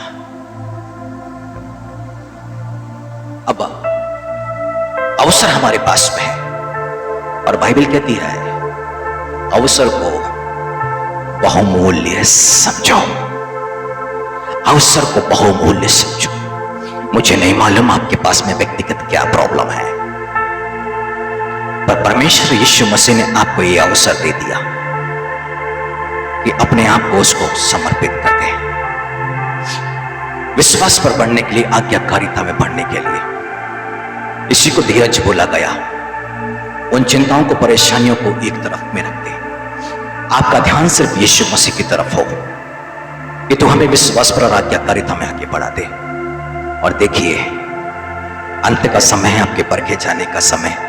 उसके बाद में सरपत के विधवा का भंडार भरने लग गया, बेनिहीन का भंडार भरने लग गया। हालेलुया। आपके भी भंडारों पर भी आशीष आना शुरू हो जाएगी, पर आज्ञाकारिता और विश्वास में परखे जाने की जरूरत है। हालेलुया। हमें परीक्षा में ना ला, प्रार्थना कर सकते हैं, परंतु परीक्षा आएगी भी तो सामर्थ्य से बड़ी परीक्षा ना होगी। उस परीक्षा से निकलने का रास्ता भी सिर्फ परमेश्वर ही जानता है। जहां पर आपकी आज्ञा को और विश्वास को परखा जाना है, वहां से परमेश्वर ही निकाल करके लेके जाएगा। Hallelujah, hallelujah. यानी कि आपके लिए एक बहुमूल्य अवसर परमेश्वर की ओर से, आप जिस भी समस्या से गुजर रहे हो, अब आप शांत हो जाइए। परमेश्वर ने कहा यशायाह नबी की किताब में,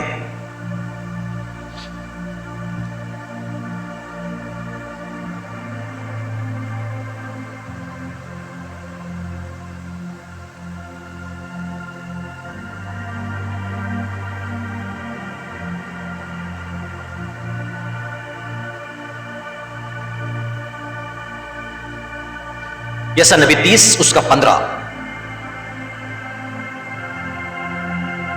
प्रभु यहोवा इस्राएल का पवित्र योग कहता है, लौट आने और शांत रहने में तुम्हारा उद्धार है। शांत रहने और भरोसा रखने में, हालेलुया, शांत रहने और भरोसा रखने में वीरता है। हालेलुया। तो क्या करें? समस्याओं के लिए कुड़कुड़ाए नहीं, चिड़चिड़ाए नहीं, किसी से चर्चा ना करें, किसी से कुछ ना बोले। किसी को बोलने से आपकी समस्या दूर नहीं होने वाली। किसी से आप बोलोगे, 4 लोग और आपकी समस्या को जान लेंगे, वो 4 आपके बारे में कहीं और बोल देंगे। आपने अपनी ही बात को 25 लोगों में फैला दिया। हालेलुया। आप अपनी समस्या बोल करके उसका हल नहीं प्राप्त कर रहे हो, बल्कि आप अपनी समस्या लोगों को बता के उसका प्रचार कर रहे हो। वास्तव में आपको क्या चाहिए है? सहानुभूति। ऐसा इंसान कुछ प्राप्त नहीं कर पाएगा। बाइबल कहती है, लौट आओ, शांत रहने में ही तुम्हारा उद्धार यानी कि तुम्हारी मुक्ति है। हालेलुया। ना चिड़चिड़ाओ, ना बड़बड़ाओ, ना किसी से कुछ कहो, शांति से परमेश्वर की इंतजार करो, और बस यहीं पर उद्धार और मुक्ति है। और बाइबल यहां पर कहती है कि शांत रहने और भरोसा रखने में तुम्हारी वीरता है। हालेलुया। वो विलंब करेगा, वो देरी करेगा, पर क्यों करेगा?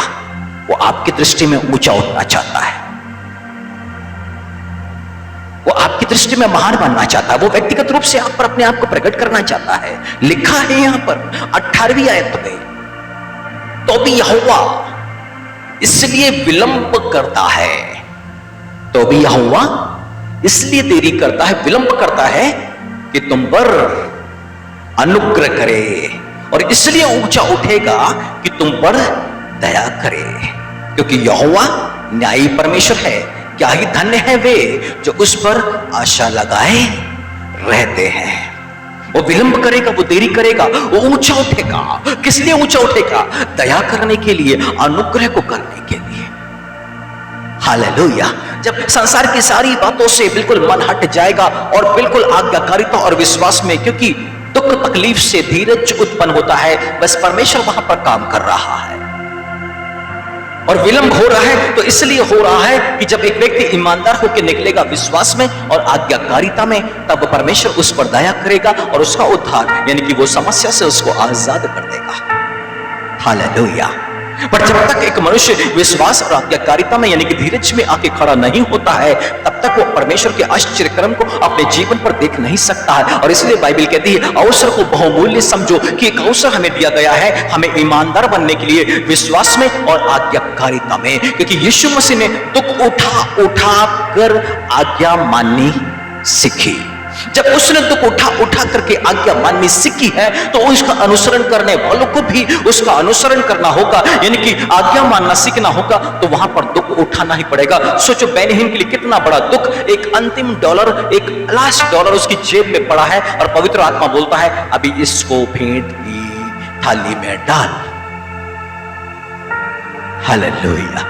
सरपत की विधवा, थोड़ा सा मैदा उसके पास में है और सोचो वो कितना सोच रही होगी कि अभी तो कम से कम एक टाइम का खाना है, एक दिन तो हम लोग और जीवित रह ले, परंतु कितना बड़ा दुख होगा, बावजूद आज्ञाकारी था। एक छोटा सा बच्चा जो अपनी चीजों को दे नहीं सकता है, पर आंद्रेस ने उस बच्चे को पकड़ा जिसके पास 5 रोटी 2 मछली है, परंतु वो देता है और कुछ भी नहीं है। और आश्चर्यकरम, बस वही अंतिम 5 रोटी और 2 मछली और कुछ भी मौजूद नहीं है। आश्चर्यकरम शुरू होता है। Hallelujah, hallelujah. यीशु मसीह लाजर को जिंदा कर सकता था, पहले दिन जाके, दूसरे दिन जाकर के, परंतु वो 2 दिन और ठहर गया कि अभी तो लाश सड़ गई, सब कुछ समाप्त हो गया। जब लोगों की आशाएं पूरी तरह से समाप्त है, लोगों को लगता है कि अब कोई उम्मीद नहीं जिंदा होने की, और तब आकर के वो आश्चर्यकर्म करता है। हालेलुया। आप ना उम्मीद होंगे, आपके पास में विश्वास, आशा नहीं होगी, परंतु हाँ विश्वास होना चाहिए और आज्ञाकारिता होना चाहिए और आश्चर्यकर्म शुरू हो जाएगा। हालेलुया। आश्चर्यकर्म शुरुआत यहीं पर ही है। हालेलुया। इस्राएलियों को पानी नहीं मिल रहा है, तड़प रहे हैं, उनको लगता है मर जाएंगे, मर जाएंगे, मर जाएंगे, प्यास के मारे उनके जानवर भी रह नहीं पा रहे हैं। बिल्कुल अंतिम समय आ गया है जब वो गुड़गुड़ा रहे हैं। और तब मूसा विश्वास से परमेश्वर के सामने जाता है और परमेश्वर बोलता है चल मैं आगे चल के चट्टान पे खड़ा रहूंगा, तू आना और 2 लाठी उस पर मारना, और वो पानी अंत के समय में। हालेलुया। और इसलिए यिर्मयाह की किताब उसके 29 के 11 में लिखा है कि मैं तुम्हारे विषय अपनी कल्पनाओं को जानता हूं, अपनी योजनाओं को मैं जानता हूं, मेरे मन में तुम्हारे लिए प्लानिंग है, मैं जानता हूं। आप जितने यहां पर मौजूद हैं, हर एक व्यक्ति, जितने ऑनलाइन सुन रहे हैं, हर एक व्यक्ति इस बात को जान ले कि परमेश्वर आपसे बातें कर रहा है और परमेश्वर क्या कह रहा है कि तुम्हारे लिए मेरे पास में एक प्लानिंग है, एक प्लानिंग है। परंतु परमेश्वर उस प्लानिंग को कब पूरी करेगा? बाइबल यहां पर कहती है क्योंकि यहोवा की यह वाणी है कि जो कल्पनाएं या जो प्लानिंग मैं तुम्हारे विषय करता हूं उन्हें मैं जानता हूं, वे हानि की नहीं वरन कुशल ही की है। अंत में तुम्हारी आशा पूरी करूंगा, अंत में तुम्हारी आशा पूरी करूंगा। पर अंत में कब? उस समय जब तुम मुझको पुकारोगे, मुझसे प्रार्थना करोगे, मैं तुम्हारी सुनूंगा, तुम मुझे ढूंढोगे और पाओगे भी। क्योंकि अंत का समय के लक्षण क्या है? क्योंकि तुम पूरे मन से मेरे पास में आओगे। हालेलुया। अब बेनिहीन के पास तो कुछ भी नहीं है, सिर्फ परमेश्वर को याद करने की सेवा। हालेलुया। अब तो वो भरोसा भी खत्म कर दिया परमेश्वर ने, तो कहां जाएंगे? अब तो वहीं पर ही जाना पड़ेगा। हालेलुया। इकलौता बेटा तो था, वो भी तो समाप्त हो गया, अब कहां जाऊंगा? बड़े मुश्किल से तो मिला था, तूने ही दिया था, अब तू ही देख। हालेलुया। अंतिम भरोसा टूटने तक धीरज सहना पड़ेगा। हालेलुया। आपका जब तक पूरा भरोसा परमेश्वर खत्म होते भी ना देखेगा, पूरा मन तभी परमेश्वर की तरफ में लगता है। हालेलुया। एक व्यक्ति के पास में ट्रीटमेंट करवाना है तो लाखों रुपए नहीं तो कम से कम 2000 यदि जेब में होंगे तो बोलेगा चलो होम्योपैथिक का ट्रीटमेंट तो हो जाएगा, महंगा नहीं तो सस्ता ट्रीटमेंट करा लेते हैं। हालेलुया। परमेश्वर बोलेगा ठीक है करवा, होम्योपैथिक करवा दे। हालेलुया। फिर होम्योपैथिक वाला जवाब दे जाएगा तो कोई बोलेगा अभी 51 रुपए में ये देता है तो चलो इतना तो है, इतना कर ले। हालेलुया। पर जब ये समाप्त हो जाएगा तब एक व्यक्ति पूरे मन से प्रभु सब कुछ हो चुका, 12 साल से बीमार स्त्री, सब बर्बाद, सब खत्म, अब पूरे मन से परमेश्वर के पास, यीशु मसीह के पास। हालेलुया। हालेलुया। छोटी छोटी बड़ी बड़ी चीजों का भरोसा छोड़ना पड़ेगा, सारा भरोसा छोड़ना पड़ेगा। उससे भी प्राप्त करना है, उसी को बोलते हैं विश्वास। और तभी एक मनुष्य जो विश्वास में आके खड़ा होता है फिर वो आज्ञा को मानना शुरू करता है। हालेलुया। और बस यहीं से एक व्यक्ति का जीवन में परिवर्तन शुरू होता है। और बाइबल कहती है कि वो विलंब करता है, वो देरी करता है, और इसलिए करता है कि वो हम पर अनुग्रह करे और हम पर दया करे। मेरे प्रियो, वो समय आ चुका है अब हमारे लिए। जब परमेश्वर अपने वचन को भेज रहा है तो निश्चय ही वो अपने वचन को भेज करके चंगा करने वाला परमेश्वर है, और निश्चय ही उसका वचन हमें शांति देगा। उसका वचन जिस गड्ढे में हम हैं उससे बाहर निकालेगा, यानी कि जिस समस्या में हम हैं उससे बाहर निकलने का यही एक सहारा है, आज्ञाकारिता और विश्वास। आज ही पकड़ के बैठ जाए, प्रभु जी मेरे अंदर में विश्वास की कमी, मेरे अंदर में आज्ञाकारिता की कमी है, आज तू मुझे इसमें सिद्ध कर, तू उसमें मुझे आगे बढ़ा दे। क्यों? क्योंकि यीशु मसीह ने कहा इब्रानियों के नाम पत्र में,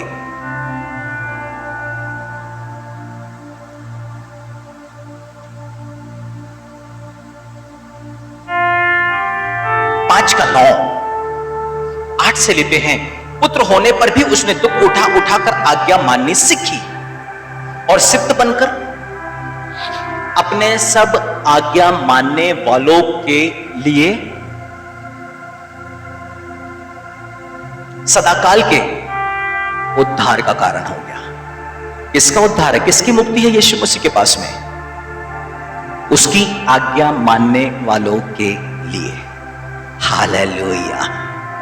यानी कि उससे छुटकारा चाहिए, वो सिर्फ प्रार्थना नहीं, बाइबल यहां पर कहती है उसकी आज्ञा मानने वालों के लिए वो उद्धार का कारण है। यानी कि जब यीशु मसीह पर विश्वास, उसकी आज्ञाकारिता, और तब जीवन पर मुक्ति आना शुरू। और इसी के लिए तो बुलाया गया है कि ये इस अवसर को हम अपने हाथों से जाने ना दें और आज हम उसकी शरण में चले जाएं, उससे प्रार्थना करें, उससे विनती करें कि प्रभु अभी मेरी तू सुधि ले ले, मेरे अविश्वास का जो कारण है उसको तू दूर कर, मेरा अविश्वास जो एक पाप है उसे तू मुझसे दूर कर, मुझे विश्वास दे दे, मुझे अपनी आज्ञाकारिता में आगे बढ़ा दे।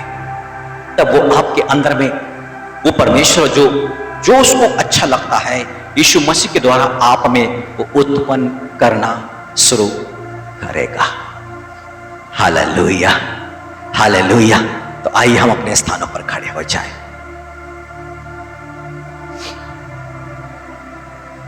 और इस समय में हम प्रभु यीशु मसीह को विशेष रूप से स्मरण करें।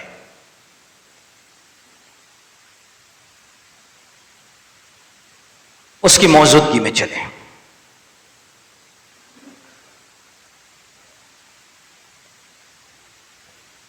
बहुत ही गंभीर हो जाए इस पल में हम सभी।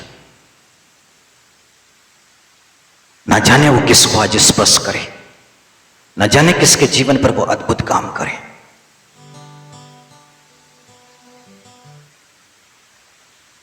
यीशु मसीह के सामने क्रूस का दुख, मृत्यु, फूका जाना, दाढ़ियों का नोचा जाना, और यीशु मसीह परमेश्वर के आगे, इस कटोरे को मेरे सामने से हटा ले। उस कटोरे पर परमेश्वर की इच्छा मौजूद। पर बाइबल ऐसा कहती है फिलिप्पियों के नाम पत्र में, वो क्रूस मरण तक आज्ञाकारी बना रहा, अंत तक। बाइबल हमसे मांग करती है जो अंत तक धीरज रखेगा, अंत तक आज्ञाकारिता और विश्वास पे बना रहेगा, उसी का उद्धार, आपकी मुक्ति आपके निकट। बस ये 2 वचन जो नए नियम का मूल आधार है, नींव है, यीशु मसीह पर विश्वास और उसकी आज्ञा का पालन, आपका उद्धार एकदम नजदीक है।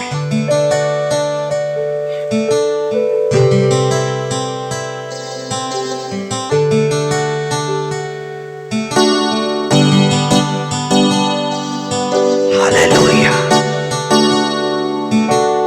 अपने यीशु की तरफ निहार लीजिए मेरे प्रियो, उसके क्रूस की तरफ में उसका विश्वास और उसकी आज्ञाकारिता देख पाएंगे। उसका विश्वास है कि इस मंदिर को उठा दो, मैं 3 दिन में खड़ा कर दूंगा। ये उसका विश्वास था। और उसकी आज्ञाकारिता, क्रूस का दुख, उस पर मृत्यु का सहाय उसकी हत्या कर देता। अंत तक विश्वासवाद की कारिता में बना रहा हमारा प्रभु। आज वो हमसे यही चाहता है।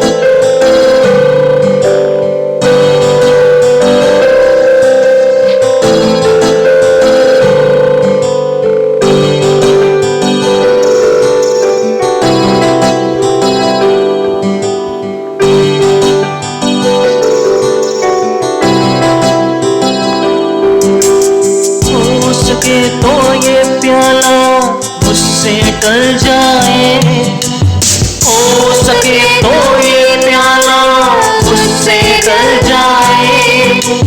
तेरी नहीं खुदावन तेरी मर्जी पूरी हो जाए, तेरी नहीं खुदावन तेरी मर्जी पूरी हो जाए। हो सके तो ये प्याला मुझसे टल जाए, हो सके तो ये प्याला मुझसे टल जाए। मेरी नहीं खुदावन तेरी मर्जी पूरी हो जाए, मेरी नहीं खुदावन तेरी मर्जी पूरी हो जाए। जैसे आसमां पे तेरी मर्जी होती है, जैसे आसमां पे तेरी मर्जी होती है, वैसे ही जमीन पर तेरी मर्जी पूरी हो जाए, वैसे ही जमीन पर तेरी मर्जी पूरी हो जाए। हो सके तो ये प्याला मुझसे टल जाए, हो सके तो ये प्याला मुझसे टल जाए। तेरी नहीं खुदावन तेरी मर्जी पूरी हो जाए, मेरी नहीं खुदावन तेरी मर्जी पूरी हो जाए। हाँ मेरे पवित्र पिता परमेश्वर, यही तो हमारे उद्धारकर्ता प्रभु यीशु मसीह ने सिखाया है कि प्रार्थना करो तो अंत में ऐसे खत्म करो कि मेरी नहीं बस तेरी इच्छा पूरी हो जाए, तेरी मर्जी पूरी हो जाए। आज हम जान गए मेरे पवित्र पिता, आपकी इच्छा को पूरी किए बिना हम प्रतिज्ञा के फल को प्राप्त नहीं कर सकते। और अब्राहम ने आपकी इच्छा को पूरी किया, मैंने हिन ने आपकी इच्छा को पूरी की, और सरपत की विधवा ने भी आपकी इच्छा को पूरी की। आज हम पर दया कर दीजिएगा प्रभु जी।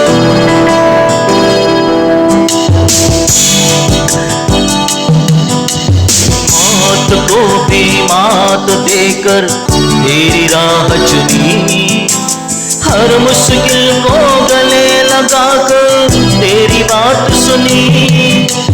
मौत को भी मात देकर तेरी राह चुनी, हर मुश्किल को गले लगाकर तेरी बात सुनी। जैसे मसीहा तेरा काबिल बेटा मरा, जैसे मसीहा तेरा काबिल बेटा मरा, वैसे ही खुदावन तेरे काबिल बेटे बन जाए, वैसे ही खुदावन तेरे काबिल बेटे बन जाए।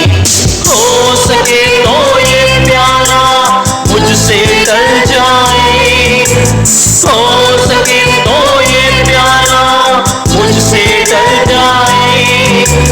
मेरी नहीं खुदावन तेरी मर्जी पूरी हो जाए, मेरी नहीं खुदावन तेरी मर्जी पूरी हो जाए। हम अपने आप को आपकी अधीनता में सौंपते हैं। हमने जान लिया प्रभु जी कि लौट आने में, शांत रहने में और धीरज धरने में, भरोसा रखने में ही हमारी वीरता है पिता। हमने सीख लिया पिता परमेश्वर कि आप विलंब इसलिए कर रहे हैं कि आप ऊंचा उठना चाहते हैं, आप ऊंचा उठना चाहते हैं क्योंकि हम पर आप दया करना चाहते हैं। हे पिता हम पर रहम कर, हम सभी पर दया करे पिता। हम सब दुखी हैं, हम सब तकलीफ में हैं, नाना प्रकार की परेशानियां हमको विचलित कर रही है प्रभु जी, पर आपके वचन ने हमें शांतता दी है, आपके वचन ने हमें एक आशा दी थी पिता।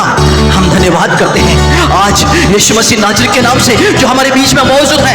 दुहाई देते हैं पिता, आज अपनी कलीसिया की सुन ले, अपने लोगों की दुहाई को सुन ले पिता, और अपने हाथों को फैला दे मेरे पवित्र पिता। ओ बाबा,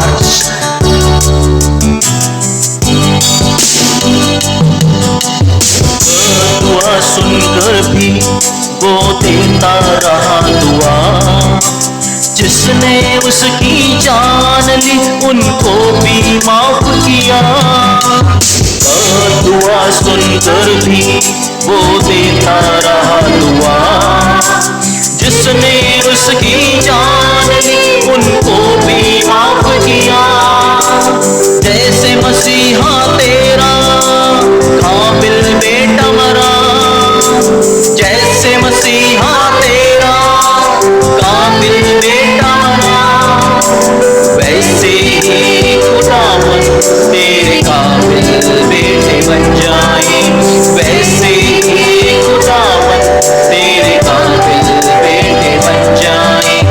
हो सके तो ये प्याला मुझसे टल जाए, हो सके तो ये प्याला मुझसे टल जाए, मेरी नहीं खुदावन तेरी मर्जी पूरी हो जाए, मेरी नहीं खुदावन तेरी मर्जी पूरी हो जाए। जैसे आसमां पे तेरी मर्जी होती है, जैसे आसमां पे तेरी मर्जी होती है, वैसे ही ज़मीन पर तेरी मर्जी पूरी हो जाए, वैसे ही ज़मीन पर तेरी मर्जी पूरी हो जाए।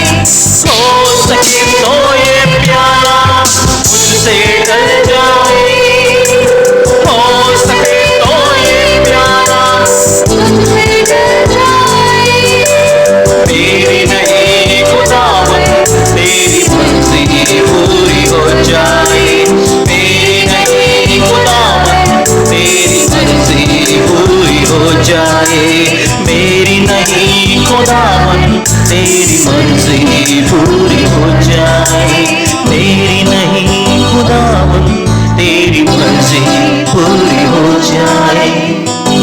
हाँ मेरे पिता, सरपत की विधवा ने आपकी इच्छा को पूरी किया, अब्राहम ने आपकी इच्छा को पूरी किया, और सबसे बढ़ के प्रभु यीशु मसीह ने, पवित्र पिता, हमें यही जीवन चाहिए प्रभु जी कि हम आपकी इच्छा को पूरी करने वाले बने। आप कुमार, हम मिट्टी हैं, हमें उठा और बना मेरे पिता। प्रभु यीशु मसीह के नाम पर हम पर रहम कर पिता, अपनी इच्छा को हम पर यीशु मसीह नाज़री के नाम से प्रकट कर पिता। दाऊद भी कहने लग गया, मुझे सिखा कि मैं तेरी इच्छा को कैसे पूरी करूं। पिता, आप अपनी सामर्थ दीजिए अपने लोगों को आपकी इच्छा को पूरी करने के लिए। हमें सामर्थ चाहिए पिता, आपकी मर्जी को पूरी करने के लिए। हमें वरदान चाहिए आप पर विश्वास करने के लिए। हमें सामर्थ चाहिए आपकी आज्ञा का पालन करने के लिए पिता। प्रभु जी, जीवन की कोई भी परीक्षा, कोई भी परेशानी, कोई भी चिंता, कोई भी दुख और तकलीफ है, पर यीशु मसीह, हमारा भरोसा आप पर, हमारे होंठ, हमारे जीवन पर सिर्फ आपका नाम, हमारी आंखों में सिर्फ आप, हमारे विचारों में सिर्फ आप रहे। पिता, आपने अपने इकलौते पुत्र यीशु मसीह की आत्मा को हमारे दिल में भेजा, एकमात्र यीशु मसीह इस दिल में बसे। ऐसी दया मांगते हैं पिता।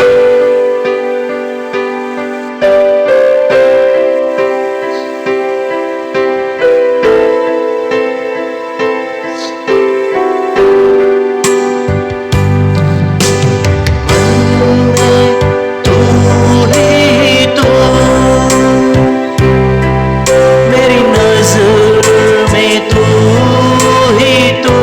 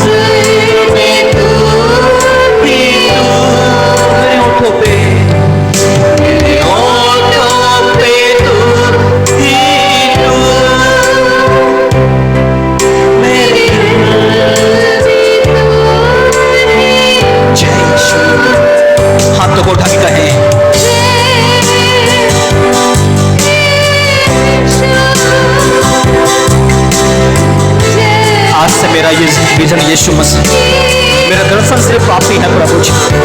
हर एक बात पर मेरी दृष्टि आप पर लगी रहेगी प्रभु जी।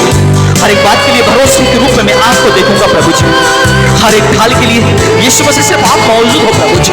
क्योंकि प्रभु जी जो कोड़े मुझ पर पड़ने थे आप ढाल बने और अपनी पीठ पर मेरे कोड़े को आपने सहा है प्रभु जी। इससे बड़ी ढाल और कुछ नहीं थी प्रभु जी।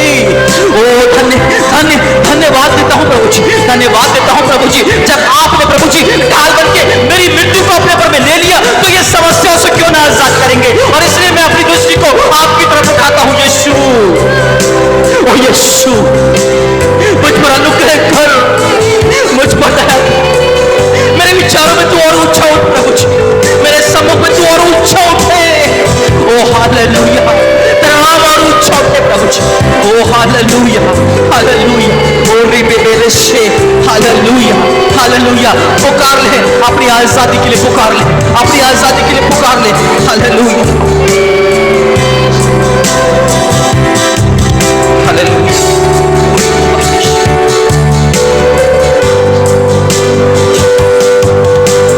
हालेलुया, पुकार ले पुकार ले पुकार ले, वो आपके नजदीक में है। ओ रिबेबेशे हालेलुया हालेलुया, ओ हालेलुया। उसका पवित्र सामर्थ्य हाथ तुझ पर है, उसका पवित्र सामर्थ्य हाथ तुझ पर है, उसका अभिषेक तुझ पर है, उसकी सामर्थ तुझ पर है। ओ रीबा बाबा रशे हालेलुया हालेलुया, ओ रेशे ओ बेशे ओ हालेलुया ओ हालेलुया। उसका पवित्र दाहिना हाथ, उसका सामर्थ्य हाथ तुझ पर है। ओ रेशे हालेलुया हालेलुया हालेलुया। अनुग्रह करे मेरे पवित्र पिता, अनुग्रह करे पवित्र पिता। यीशु मसीह दया करे, दया करे। Hallelujah hallelujah hallelujah hallelujah. अनुग्रह मेरे पवित्र पिता, अनुग्रह मेरे पवित्र पिता। यीशु मसीह के नाम पर दया करे पिता, यीशु मसीह के नाम पर दया करे पिता। हर एक कमजोरी, हर एक दुर्बलता जाती अनुग्रह मेरे पवित्र पिता सुधि ले ले इस बच्चे के, सुधि ले ले मेरे पवित्र पिता परमेश्वर। आपकी दया को हम इसके जीवन पर देख सकें, आपकी करुणा को हम इसके जीवन पर देख सकें। हालेलुया हालेलुया, ओ रेबेशे ओ रेबे हालेलुया हालेलुया। चंगा करने वाली सामर्थ, चंगा करने वाली सामर्थ को रिलीज करते हैं। ओ रिवेशन, आइए खड़े हो जाए बहन, खड़े हो जाए। चंगा करने वाली सामर्थ तुझ पर है। ओ हालेलुया हालेलुया। हर एक तकलीफे, हर एक तकलीफे, हर एक कमर के दर्द यीशु मसीह के नाम पर आदेश देते हैं, चलो निकलो इसके शरीर से। हर एक दर्द की आत्मा यीशु के नाम पर शरीर को छोड़ दो, छोड़ो छोड़ो। चंगाई को यीशु के नाम पर रिलीज करते हैं, चंगाई को यीशु के नाम पर रिलीज करते हैं। यीशु मसीह नाजरी के नाम से चंगी हो जाओ, यीशु के नाम पर। Hallelujah hallelujah.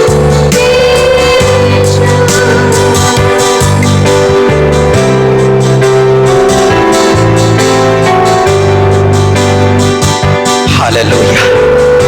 धन्यवाद करते हैं मेरे पवित्र पिता, राजाओं के राजा, प्रभुओं के प्रभु जी। आपके पवित्र वचन, आपकी मधुर वाणी के लिए धन्यवाद करते हैं प्रभु जी, जो हमारे समझ को खोल रही थी पिता। एक महान रहस्य प्रकट किया पिता। परीक्षा के समय हम स्थिर बने रहे, क्योंकि लिखा है जो परीक्षा के समय स्थिर रहता है वो परीक्षा से निकल के जीवन का मुकुट पाएगा। धन्यवाद करते हैं पिता, अपनी कलीसिया की अगुवाई करने के लिए, वचन को भेज करके आशीष को देने के लिए धन्यवाद करते हैं पिता। इन प्रियों को एक बार फिर प्रभु जी जीवन की हर एक दुख, मुश्किल, चिंता के साथ में आपके हाथों में सौंपते हैं। जो आपके साथ संगति करता है वो एक आत्मा हो जाता है। और निश्चय ही प्रभु जी यीशु मसीह आप इन पर मौजूद है, इसके लिए हम आपका धन्यवाद करते हैं। अपना ये अनुग्रह, ये प्रेम, ये दया ऐसे ही हम सब पर बना के रखेगा प्रभु जी। धन्यवाद को देते हैं और इस प्रार्थना विनती को पिता प्रभु यीशु मसीह नाजरी के नाम पर करते हैं, आमीन। आइए हम अपनी भेंटों को अपने हाथों में ले लें।